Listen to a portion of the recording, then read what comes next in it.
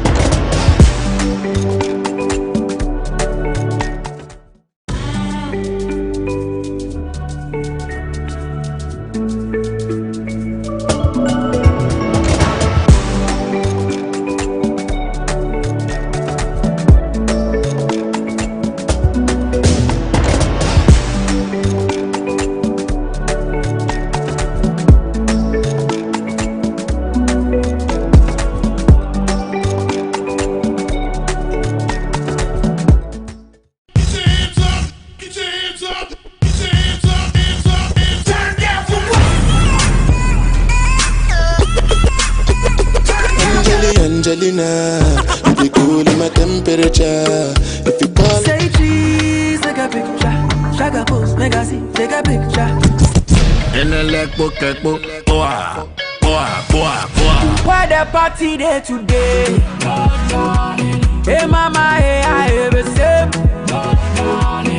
Shake your body.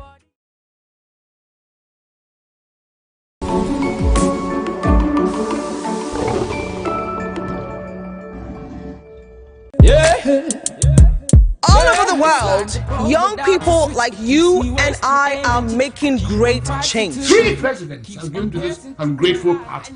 My cousin here wants power, but he doesn't want to get his hands dirty. Your campaign has been saddled with a lot of issues and it won't survive another scandal. Is there something I should know? I want Nana gone. She's only doing something we're all afraid to do. Manaba, so what kind of lessons are we putting out there for our youngsters? Most of us don't even know what we want until it hits us in the face. Every single time he comes around, she just turns into this emotional, wishy-washy, love-struck thing. That is exactly what she needs. You're president for 8 years. You make me president for another 8. You rule for 16 years. You continue. What you didn't finish. Build your legacy. You have your way with me. You use me as usual. Are you going after a man who has championed your political career to this point? A man who got you sponsors to back your ambitions? What the hell? Hey, don't! Just need to speak. It's a blatant disregard for due process, Charlotte. And I'm not having it.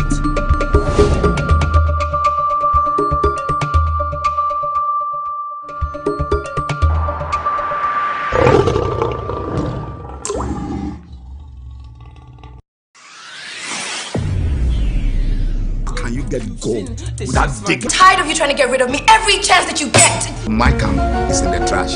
I've worked very hard to get you, Francis, and you know that.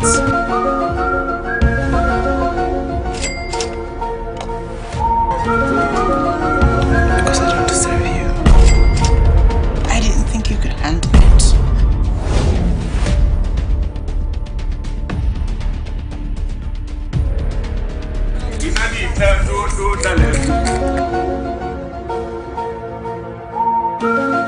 sleeping with another man on my bed and you're telling me it's not your fault. Pray I'll never need your services. A perfect world where love doesn't blind all truth. I'm getting married this weekend. Don't touch me. Don't you ever touch me.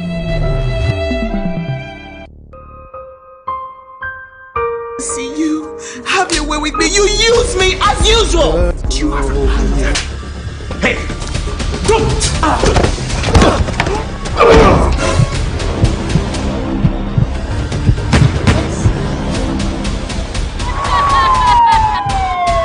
Are they connected?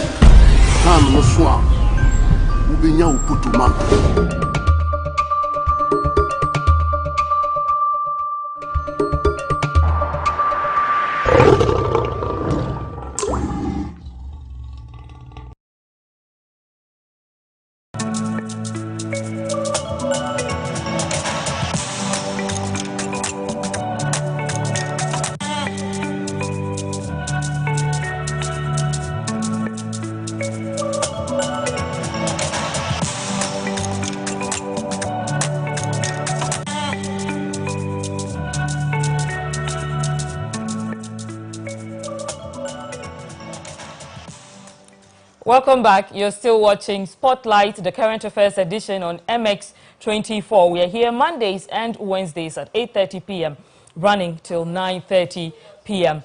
Today, we are focusing on journalism, fake news, and disinformation during elections. I mentioned that we have two media and information heavyweights in the studio. But before we get to them, it's Breast Cancer Awareness Month. Tomorrow at MX24, we have a surgeon in studio talking to you about your boobs. You need to tune in at 8:30 p.m. to listen to Dr. Florence Dede tell you everything you need to know about breast cancer.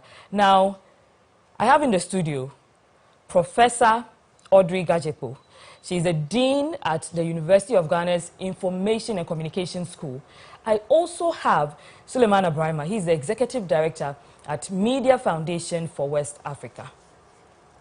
Welcome. Thank you very much. Thank you for joining us. Thank you for having us. What have you been doing for Breast Cancer Month?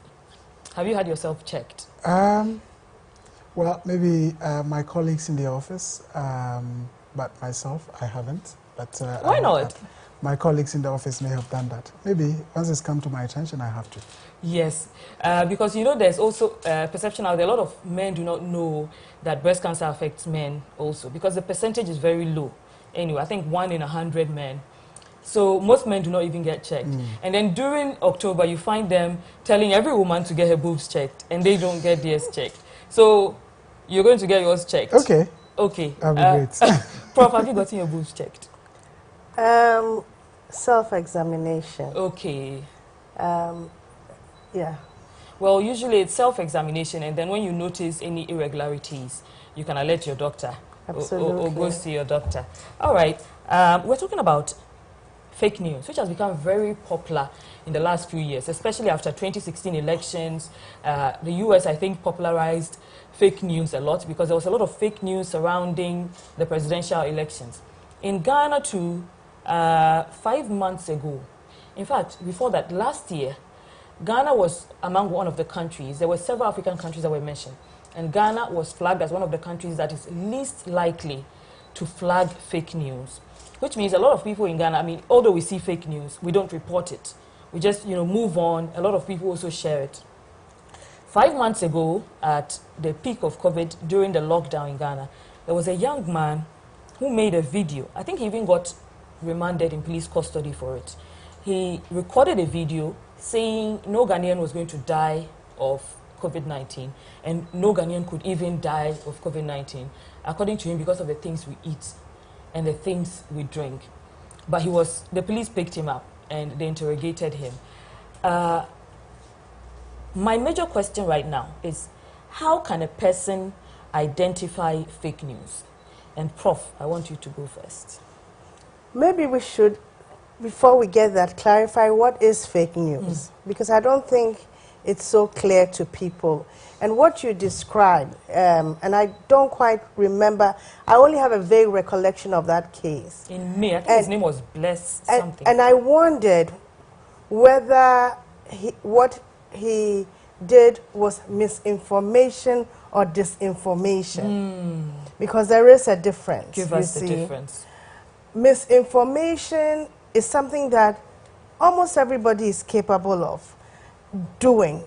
Intent. You don't intend to misinform, you actually believe it is true. So when we share news, we can be accomplices in misinformation, right?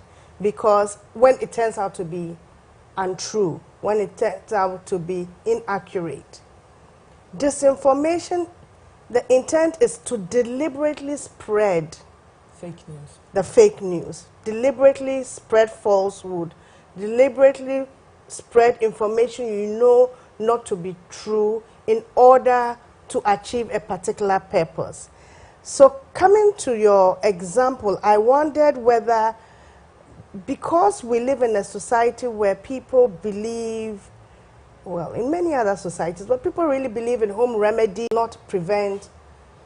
But what a lot of us started to do, I mean, not me in particular, but was to drink more sobolo, laced with all kinds of things to boost the immune system, because it can't harm you. I think during that time, anything at all you hear will boost your immune system, you drink people it. Were inhaling rub, you know, people became much more attached to their neem trees and that sort of thing, you know.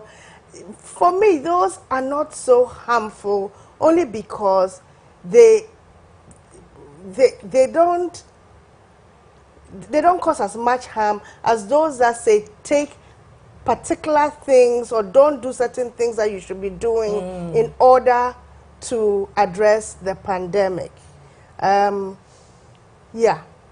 So back to your question, how can we identify fake news? And that's difficult. It depends on the nature of the fake news. It depends on the nature of the fake news.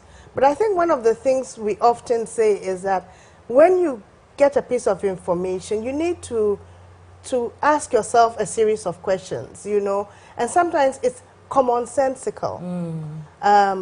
Sometimes it requires a little bit more knowledge about the subject matter in order to determine whether it's fake. And sometimes if it's too exaggerated and sensational, you have to ask if it's fake. Sometimes you need to look at the source, you know, and then the source will sort of flag in your mind, this cannot be true, you know. So there's a series of things that you have to do. But I think what's important is for most of us to become alert to the fact that a lot of the information that is out there could be misleading or could be downright disinformation and fake. It's interesting that you mentioned the source, because most of these viral fake news that go around usually originate on social media, because an individual posts it and makes an outlandish claim, and it goes really fast. You see thousands of, sometimes the person doesn't even have up to 100 followers, but before you know, millions of people have shared what they're saying. So when you mention the source, social media has been identified as one of the major sources of misinformation and disinformation. So, Sulemana, this one comes to you. Is social media a credible source of news? Would you say? Well, I think that it would not be right to say that social media as a platform is completely a platform for sharing misinformation or disinformation. There are sources of information that we all receive from WhatsApp, from Facebook, from Twitter, that end up being credible. As Prof mentioned, it could be that, for example, if Prof were to share something on WhatsApp, once I know it's coming from Professor Gajepo, I may not even have my antennas of fake news raised, because, well, if it's coming from Prof Gajepo, then it must be right. And we are all on different platforms, and sometimes, depending on who is sharing a particular piece of information, you attach some sense of credibility to it. And I think we've all been, on one occasion or the other, perpetrators of misinformation, only to realize that, oh, it wasn't true, because you believed that the person who shared it wouldn't deliberately share something that they know is not right. And I've done it before, only to realize, oh, it turned out not to be true. I know that the social media platforms have, on different occasions, taken different steps to try and curb what they believe is misinformation or disinformation. Unfortunately, many of these are based on machine learning and therefore automated processes. You know, sometimes they even get it wrong. They flag something that's true as misinformation. Exactly. So WhatsApp, for example, I believe we've all experienced the phenomenon where you are trying to share a piece of information and then WhatsApp tells you this has been shared too many times, so you can only share it not one more at than a time. one at a time. I haven't experienced that yet. But the problem is you can then share one at a time for 1,000 times. True. You know what you cannot do is to pass it on, maybe to tick everybody and time. So on. Facebook has adopted the same thing, trying to curb the phenomenon. Again, it's based on machine learning and it's automated. So I know, for example, here in Ghana, because of the elections, content that has Akufo-Addo, content that has Mahama, goes through a bit of authentication. So we've had reports that we've produced in our fact-checking project about maybe a claim that is false by either President Akufo-Addo or former President Mahama, and you post it on Facebook, and ultimately it is either rejected outrightly, or it tells you, look, we have to go through our verification processes before we upload it, particularly if you want to boost it, if you want to advertise the content. And I know, for example, when we started, because it's a new project, there were occasions where the team wanted to boost a particular content, so to attract attention to the project that we're doing. Not because we wanted to project false information or misinformation, but just because elections are up and Facebook says, okay, we are keeping an eye on all countries where elections are happening. Those automated systems then don't allow even for genuine content to be shared. So I think that is the other side of it, where people have genuine content, then bots are sitting on the machines and the servers of Facebook and Twitter or WhatsApp and saying, look, no, we suspect that what you are posting because there's so many users, false. so the regulation sometimes has its hitches. I experienced this last week during Nigeria's protests. Everything I tried to post that had Nigeria in it was flagged as fake news, and Facebook would just automatically delete it. But I think about 24 hours later, they sent out messages apologizing for mistakenly flagging relevant information. Twitter has tried to address that recently. In the last week, if you try to retweet anything on Twitter, what they're doing is try to force people to read before retweet. Initially you just automatically retweet. But now when you retweet, you can't retweet, it comes like a quote. So it highlights, you have to quote before you tweet it. Right. So essentially, they want people to pause and take a look at what they're sharing, because there's a lot of people who just share anything without even reading it, and they share. And like you were saying earlier, if you see something coming from Prosega, you think, oh, it's very credible, so you share it immediately. I have had some times where I've posted something, people see it and repost, and they say, oh, because you posted it, I was sure, and there was one time when I actually posted fake news, and I went back, and deleted it, and put out a rejoinder. But there were also people who had already posted it, but as journalists, especially towards election, journalists have a lot of impact on people's opinions. A lot of people are watching and relying on journalists for all the information about elections, even to inform who they are going to vote for. And sometimes you can be biased, and it's going to affect your reportage and affect someone in another. First of all, how can journalists fact check what they are posting, the stories that they are producing, to ensure that they are not misinforming anyone? And I think the journalists are our last hope, really. Why do I say that? Because like we've just described, we have all of these social media platforms, and people go there to consume news and information. In fact, younger people no longer listen to conventional media, really. A majority of them, I found out. And therefore, so what's happening in social media? Who is the source of the information we consume? It's anonymous. The gatekeepers are not obvious to us. They're not there. There are no gatekeepers that will say, this is exaggerated, so we will not post it. Consumers are producers, and the propagandists are also on social media. The mischief makers are producing news, and some of them are very sophisticated. They produce it in a way that we believe. Therefore, coming to your question, it's up to journalists, traditional journalists who are trained to themselves be alert to fake news. We train journalists to have healthy skepticism anyways. When you hear any information from any source, you must be skeptical. You can't just be gullible. A good journalist is not a gullible journalist. And begin to interrogate the information that you have. How do you know this? The person who is the source of this information, how would the person know? Is this plausible? You know, who else can authenticate this for me? Where can I go for further information? I tell people that when there's big news that seems a little bit incredulous, listen to traditional media. If it doesn't come up, it's likely fake news. You know, otherwise you would read it in traditional. Recently there was news about some $23 million that was seized at Heathrow Airport that belonged to somebody in the ruling party.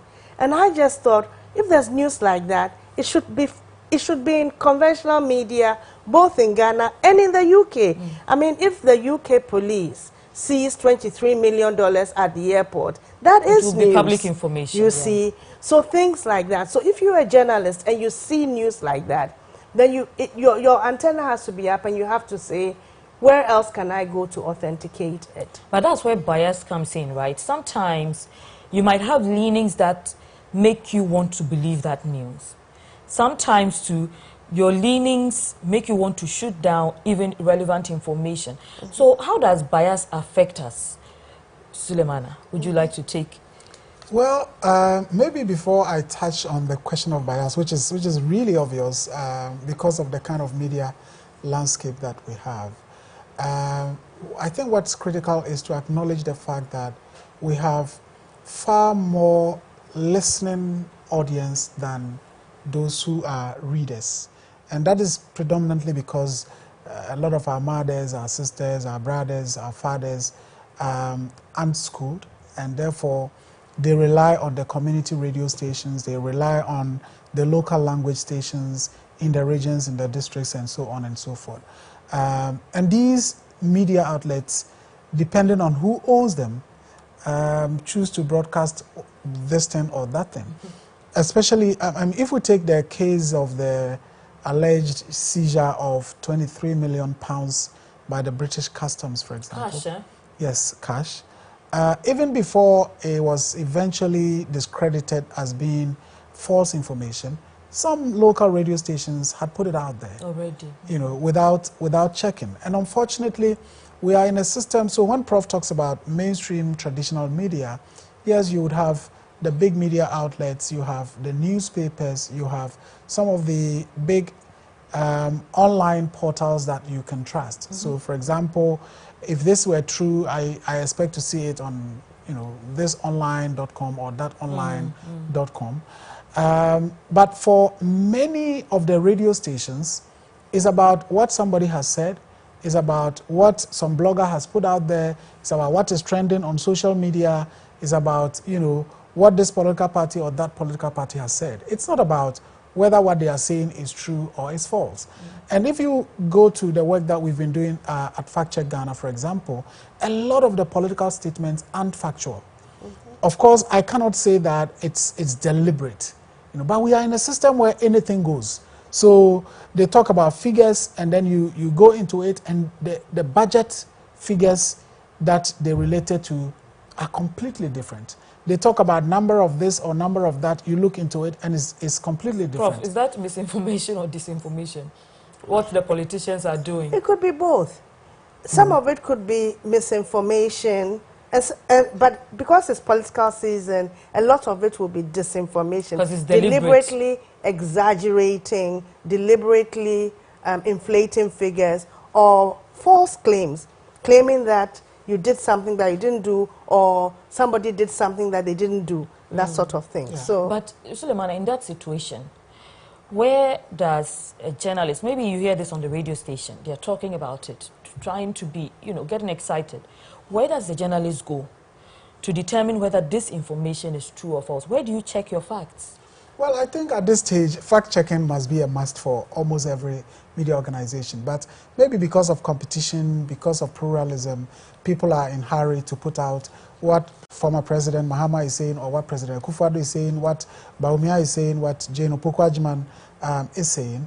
But we are in a country that it's just that we don't use data, or we don't go to verify things from the data sets that are available. And of course, they are spread all over. But almost everything that is said, you can't have something to either affirm it or to prove that it is false. A lot of the things you would find in the budget statement, the annual State of the Nation address, annual budget review statement, and the ministries these days have a lot on their systems. For example, there was a dam in the northern region, now I think it's northeast, where the NDC decided to do a press conference from the dam site, which was dry.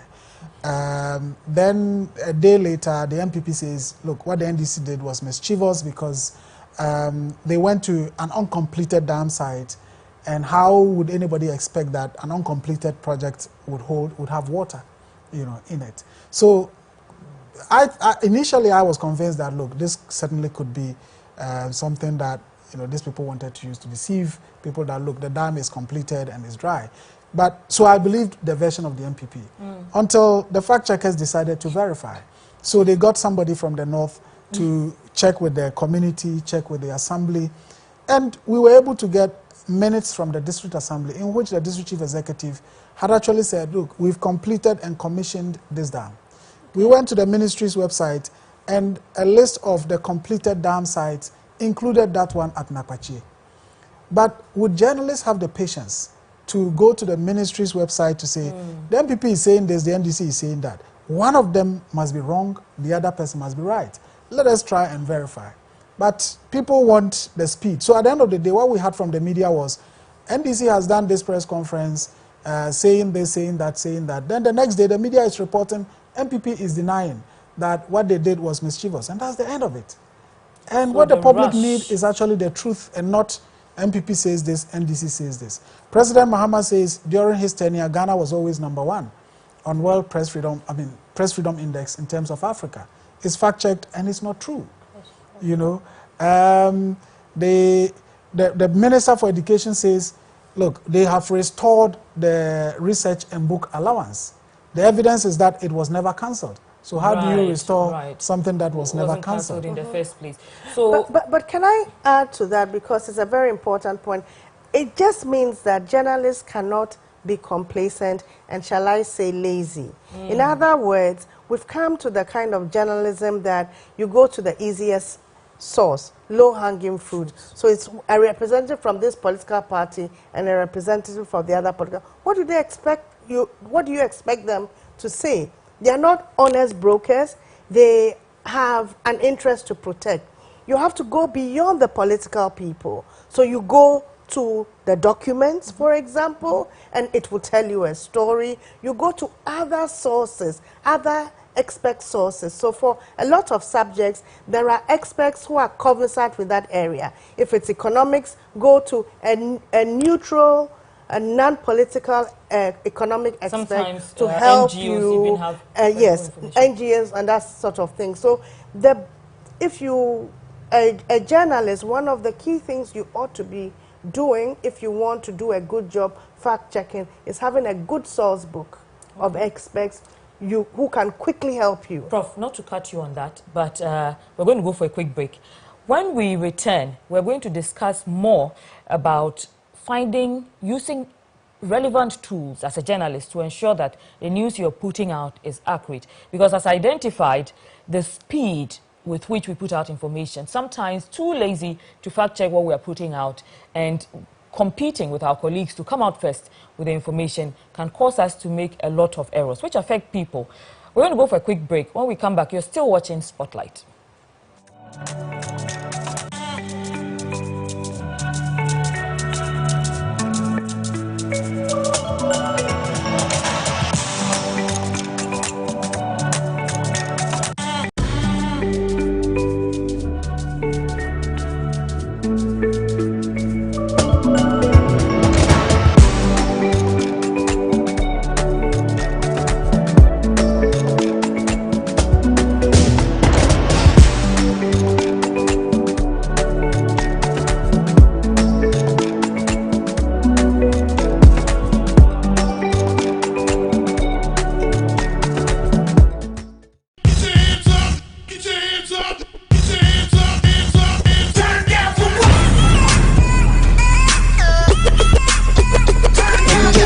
Angelina, you be cool in my temperature. If you call, Say cheese, take a picture. Shaka pose, make a see, take a picture.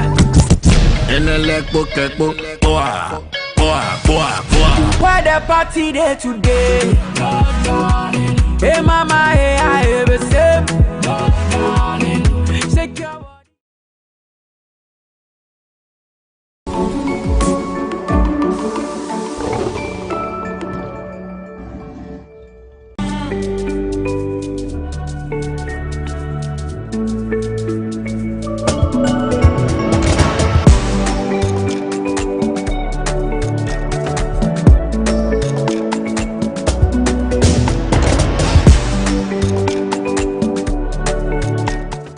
Back, you're still watching Spotlight on MX24.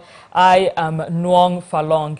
In focus today is journalism, fake news and disinformation during elections. Before we went on that break, we were talking about fact-checking, and Professor Audrey Gajeku was just taking us through that. So you were discussing fact-checking before we went. What other tools are there for journalists to check their information before they put it out?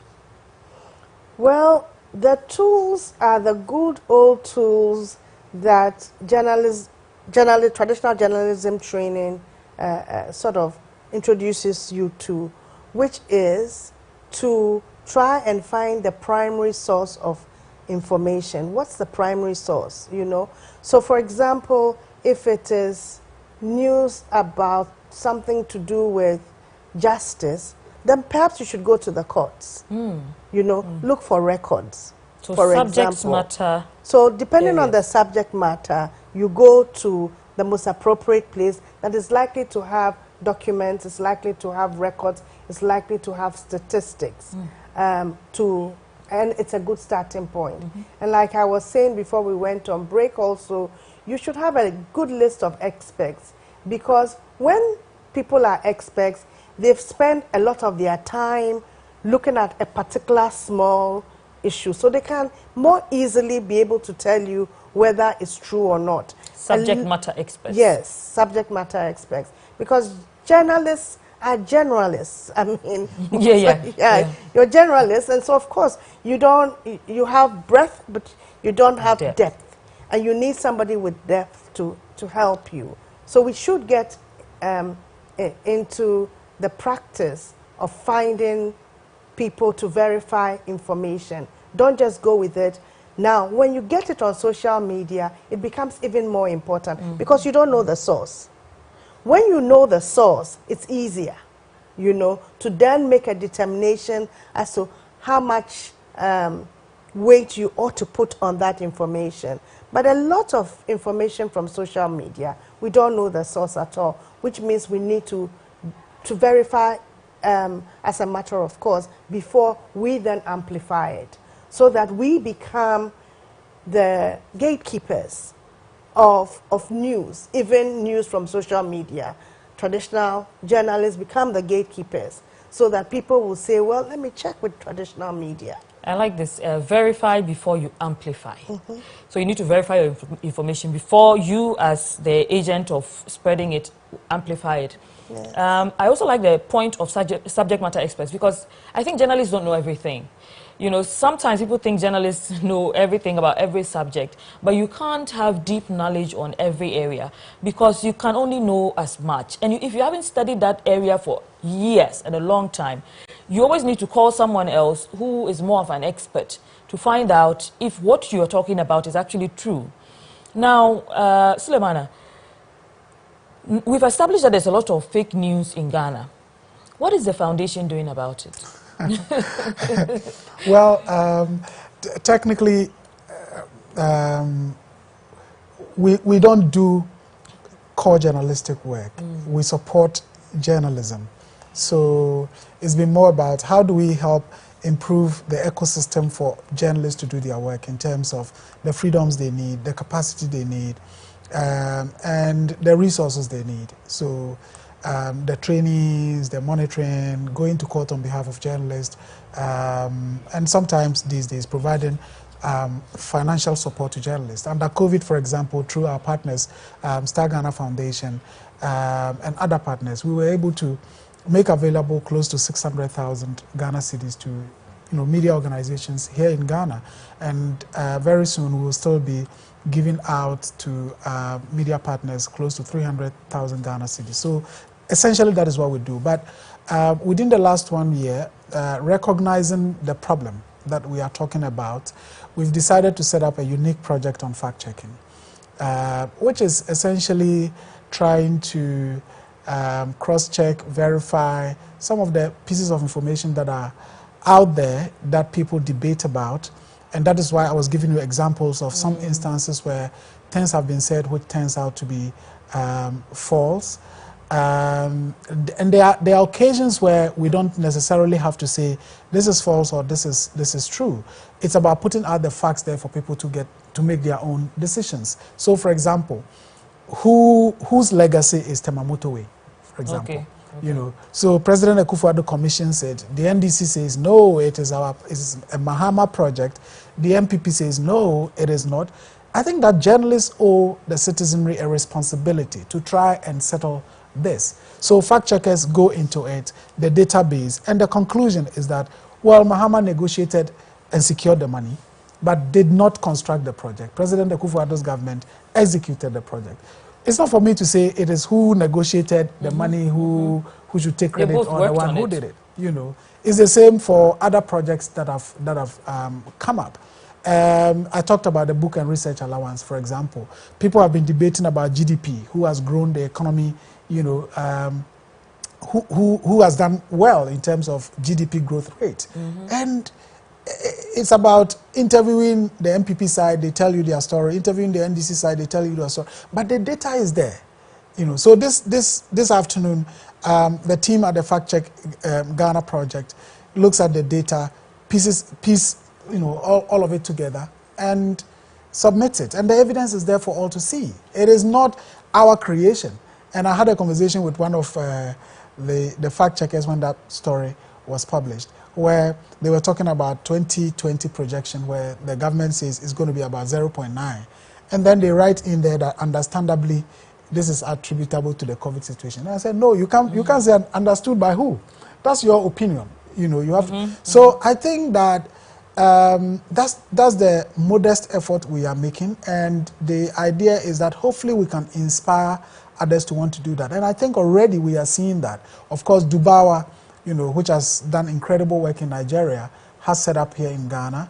A few media organizations have also started doing something close to fact-checking. So there's Fact Checker. So there's a lot of fact-checking going on. And so on. So that's quite fulfilling, that eventually the culture of verifying would be something that becomes a part of journalism. Becomes a part of our newsroom practices. And the aspiration is to be able to grow Fact Check Ghana into something big, even hopefully maybe beyond Ghana, to be able to introduce it to the other countries where we work in. And the collaborating with Dubawa, Africa Check, and other international fact-checking networks is the way to go. I am actually going to come back to some of the things the foundation is doing, especially around election reporting. But before that, Prof, I want to find out, for most of these people who speak only local language, you realize that in many situations, they are the main targets of fake news. Not just main targets, they are very vulnerable in that space. Sometimes you're on WhatsApp, you see these local language videos, messages, exaggerating, saying all sorts of strange things. People believe it, and they share so much of it. Sometimes your grandma will receive it, and she'll call you and start shouting, have you heard this? Do you know? Sometimes your auntie in the village, and you can't convince her that it's not true. Yeah. These people are a vulnerable group. Yeah. How do we protect them from fake news? And it's a real issue and a real problem, and it's a long-term problem. It means that we need to intensify media and information literacy. I mean, now more than ever before, it's really important to set up mechanisms where people can understand how to consume media, and critically, okay? And so your grammar, for example, I don't know, I mean, I'm sure people could have a scheme where you would go to the village and try to explain to people that the fact that it is on WhatsApp doesn't make it true. They have to understand how content is generated on WhatsApp. If they understand that, then it demystifies it for them. And it's not just your grammar, it's not just people who are not literate in English, it's everybody. It's young people, you know. So I think that we need to increase media and information literacy projects all over. Can this be like projects with stakeholders? Maybe the NCCE can get involved in this with everybody at the university level, at the primary school level, at the secondary school level, at the community level, at the informal level, non-governmental organization, churches, any space that is available, any opportunity, we ought to be able to do that. We ought to train people in media and information literacy. When you work in the media, you assume people understand how the media works. Most people just don't understand how the media works. I remember when we were younger, my mother used to like to say, book no lie. But now that we are older, we know book lies all the time, you know.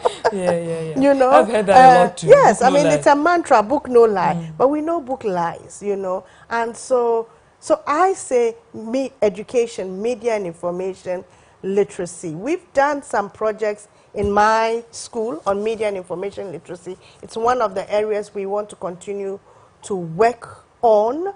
We've engaged secondary school teachers, for example, on media and information literacy. Yes, because you have to train the trainers. Even the teachers are not media and information literate, or they don't have digital literacies, they don't have information literacies, they don't have media literacies. Yeah, three sort of different literacies that dovetail together that they need to be educated on. And then it can cascade down, or you can have clubs for young people where you teach them media literacy. So this is more of a collective effort for the education. But you know, sometimes, just like I mentioned, that churches can also be a source of education. There are a lot of churches too who put out fake information. You know, sometimes you are watching something, you see a pastor saying something to the congregation, and you are trying to understand what... Don't tempt me. Prof, wait, before I tempt you, let me give out the phone lines. We're still talking about journalism, fake news and disinformation during elections. You've had a lot of experience with fake news, disinformation, misinformation. You've had Prof explain both to us. We want you to get in touch. We want you to tell us your experience. And you can even contribute to the discussion if you have some solutions about curbing fake news. The phone lines are open. 0204-738481. Also 055-033-1511. I'll take them again. 020-47-38481 and 0550-33-1511. These are our phone lines, and you can call in and speak with us about your opinion concerning the subject that we are discussing. Prof, so I'm back to tempting you. I know you tempt before I have his question ready. But how do we hold people like that accountable? Faith-based organizations, societies and places that we expect to be more responsible, who are giving out fake information deliberately with full vim. What do we do about them? How do we hold them accountable? And that's a shame. And I think that perhaps if we are more active citizens and activists around it, we'll begin to spot the fake in churches and have a project that exposes them. But you see, when it comes to faith and churches, it becomes much more sensitive. People feel very strongly about their pastors and treat them like they are gods, not gods or God's direct representatives on earth that cannot be touched because they are anointed. But we also do know, and the Bible flagged that a long time ago, that there are fake prophets and that people must look out for fake prophets. So we can touch the anointed? Yes, because amongst the anointed are the fake prophets, you know. Okay. But you're right, some of The problem comes from people who hold responsible positions. We've been talking about the politicians, but politicians, everybody knows that, particularly when it comes to, yes, election season, you know, they're going to be self-serving, and so we know that, and so we are much more skeptical of politicians. People are much more gullible when it comes to pastors and things like that, because they have more trust in their followers, and it makes it very dangerous. They seem to be revered in some way. But let's go to the phone line. We have Enoch from Oti region. Hello, Enoch. Hello, madam. Please, good evening. Good evening, Enoch. Thank you for joining us. Welcome. Please, I would like to contribute a bit. Please, go ahead. I remember there was a time in church, a pastor was preaching and there's like, Chiwa is dead. The pastor said that? Chiwa, you know, as he was preaching and then brought out information like the Chiwa. He brought out the information? The pastor preaching. Wow, okay. And not knowing that it was just some trending headlines that was fake. Oh. So I was like, at least we should find out before coming out with such information. Yes. The time we close now, I also saw another message that it's a lie, it's a fake news. Did the pastor come back to apologize for this fake news? No. Thank you so much. Thank you so much, Enoch. Yes, and even our students, you know, I'm a teacher. Sometimes you go to class and then the students will be asking you, say, we heard this, is it true? And I hope you help to educate them. Yes, this is how I used to educate them. I'll just tell them, if it is true in Ghana, the TV stations you will hear, they will all be talking about that. Okay. Even if you don't watch television, even the radio stations you'll be hearing. Thank you so much, Enoch. Thank you so much, Enoch. Thank you for your contribution. We have someone on the line from Kaswa. Ni from Kaswa. Hello. Hello, Ni. Thank you for joining us. Thank you. Welcome. Good evening. I'd like to contribute to the program. Please go ahead, Ni. With journalism, the fake news and disinformation in our dispensation now. When you come to Ghana Education Service, there is a book that certifies all the schools. That is, being at a university, you need to be given a certificate to operate. Secondary school, you need to be given a certificate to operate. Now, here is the case in Ghana. We have some of these radio and television stations establishing their own schools. My question is, how many of them have been given certificate to operate? So these things you should look at, still, the schools and the disinformation. So you think educational institutions? Ni, thank you so much. Kobe from Kumasi is on the line. Hello, Kobe. Hello. Hello, madam. Osekrum, Kumerica. Yes, madam. Thank you for joining us. Thank you, madam. Please go ahead with your contribution. Okay. Okay, madam, thank you. The whole issue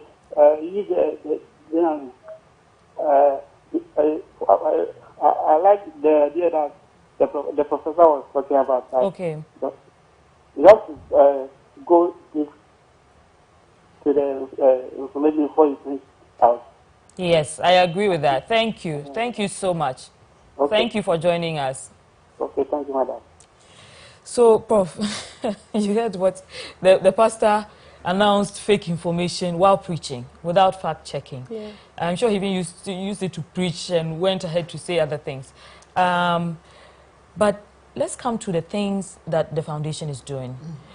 Around election reporting and election commentary, I know there's a tracker of abusive language that you have been working on. You have put out quite often names of politicians who are using overly abusive language, and sometimes even show hosts, program hosts that are flouting that tracker. You have put it out there. What do you do after you put this out there? Do you get in touch with the presenters or the journalists that have, you know, flouted the boo? Do you put them through any education? What happens? Well, so we call it the campaign language monitoring project. which we use to name and shame perpetrators of abusive language on radio. So far, we're monitoring 40 radio stations. From next month, we are increasing it to 65, I think, across the country. Yes, we've put out several reports. The feedback has been great. Sometimes we ourselves, not sometimes, quite often we ourselves are abused by the people that we name, accusing us of either taking money from here or taking money from there. But that has become a normal part of the process. There are people that when we name, they call us to say, I am told I've been cited in your project. What is it that I said which is wrong? Can you let me know? Okay. Which we are happy to share. Just this afternoon, I received a letter from Ahunto FM, the management of Ahunto FM, to say we cited them in one of our projects. Can we let them know exactly what they did? We've received so far 2 letters from Happy FM. So they are committed to fixing the mistake? Yes, you know, asking what they did, sharing, they need the exact codes. But without this tracker, they wouldn't even know they have made a mistake. Well, so I think, again, some of the things may be done not deliberately, but there are occasions, there are some radio stations that we know they do it deliberately. And unfortunately, those are the stations where the owners themselves decide to either have a program or be a guest, permanent guest of a particular program. Before we go on, Ni from La Paz has been on the line for a while. Ni, we are sorry. How are you? I'm fine. Thank you for joining us, Ni. Please go ahead with your submission. Yeah. I want to contribute to the program. Yes, please go ahead. Yeah, just to ask what you were talking about. Just listening before this program, I saw a journalist was interviewing some political facts, the NDC and the NPC, about what's happening in the and he asked the NPC guy and he spoke, he asked the NDC guy and they spoke. And we went ahead to interview a political analysis or something. And I was asking myself that, is this guy a journalist? Because as a journalist, you are supposed to field and go into whatever happened there and come and report to us and tell us what happened. That if you should call these 2 people who are fighting and ask them, everyone will say that I was right. This person started this or this guy started this. So what I was expecting is that the journalist should go to where the thing happened, then interview people, eyewitnesses around them. I get you, yeah. They should go and interview the people who were around to know. They should not, if we should bring the NBC and the NBC, say the same thing. NBC will say that it was not them. NBC will say that it was not them. That's a very good point. The journalists, you have to go to the field, investigate, and come and tell us what happened. If you should call the NBC, they will say that it's the NBC who started it. If you should call the NBC, they will say that it's the NBC who started it. Then you will leave it for us to discuss, to decide. And we are not there. It is our job to be there. Even if we are not there, you have correspondents there. Thank you so much. When they tell you what happened there, then you report to us. Why you should bring this food? They will tell us the same thing. Thank you so much. I get your point. I get your point. Thank you so much. So instead of armchair journalism, instead of sitting down and taking whatever information comes to you, because we talked about the political access earlier. If you ask an NDC man, he's going to tell you it's something bad. It's the MPP who started it. And then the MPP people are also going to tell you it's the NDC people. They are the bad guys. So instead of asking people, you go onto the scene yourself and go and find out the truth so you can come and give us the right report. But that's what journalism is supposed to do. Yeah. I mean, that's traditional journalism. And it's a shame that it's not being practiced in the way that it should be practiced. Now, Prof, my main question is, after you have realized that you have contributed to, I'll call this one misinformation because you are not deliberately doing it. If you realize you have contributed to misinformation, as a journalist, as a media house, what do you do to rectify it? Oh, you just retract and issue a rejoinder or a correction, just like you would with any other news that, you know, you inadvertently made a mistake, and here is the true facts, you know.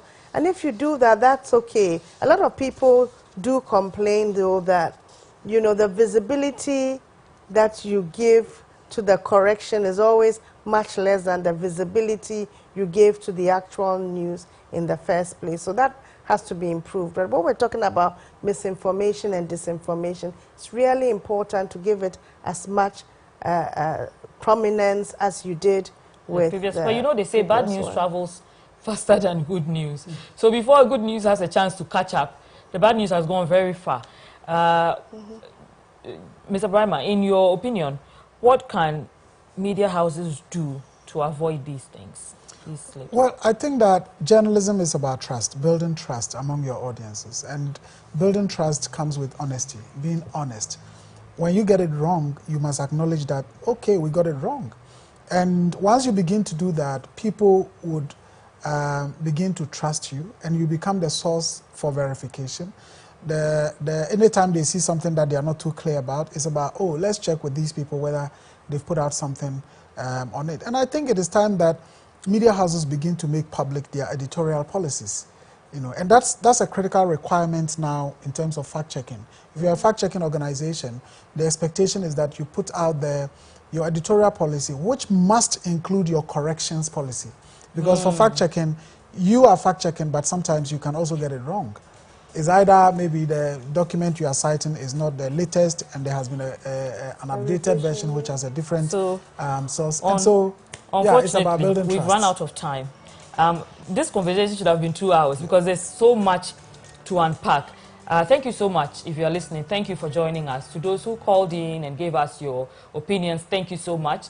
If you're watching on social media, thank you. You are watching Spotlight, the current affairs edition on MX24. My name is Nwong Falong. Remember that Ghana has an Electronic Communications Act 2008, Act 775, which makes misinformation and fake news a crime. Please be vigilant, especially journalists. Fact check before you put information out there. Thank you. Join us again on Wednesday. Good evening.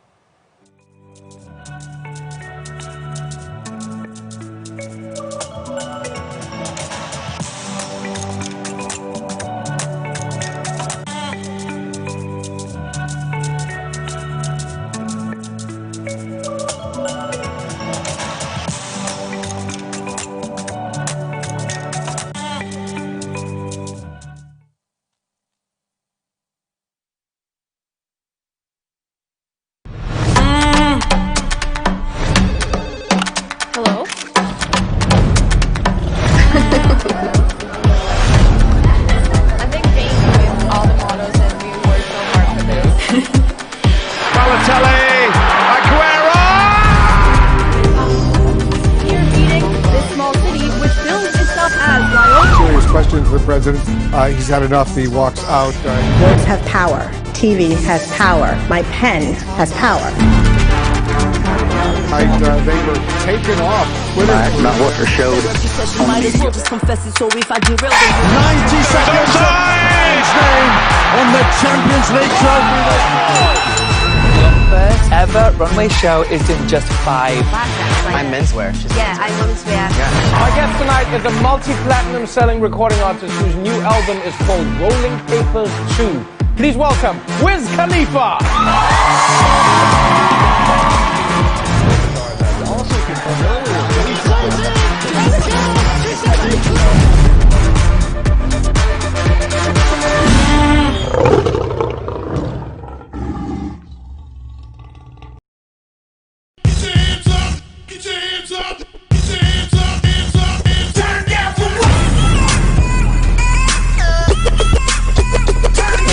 Angelina, you be cool in my temperature. If you call, say cheese, take a picture. Shaka post, make a see, take a picture. In the leg book, boa. Where the party there today? Hey mama,